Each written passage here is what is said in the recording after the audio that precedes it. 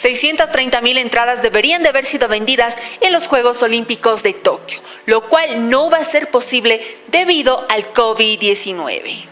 Los aficionados de otros países no podrán acudir a los Juegos Olímpicos de Tokio, que se disputarán este año entre el 23 de julio y el 8 de agosto, debido a los riesgos sanitarios ligados a la COVID, anunciaron los organizadores.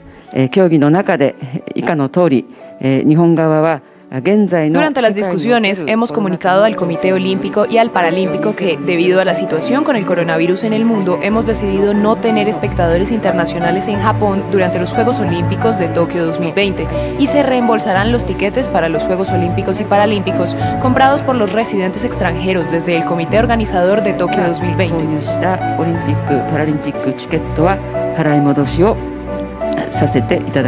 En orden de ofrecer claridad a los poseedores de entradas que viven en el extranjero y permitirles que puedan ajustar sus planes de viaje en este momento, las partes desde el lado japonés han llegado a la conclusión de que estas personas no podrán entrar en Japón en este tiempo de los Juegos Olímpicos y Paralímpicos. El Comité Olímpico Internacional y el Comité Paralímpico Internacional respetan totalmente y aceptan esta conclusión, añadiendo que los detalles de la devolución del dinero serán difundidos pronto.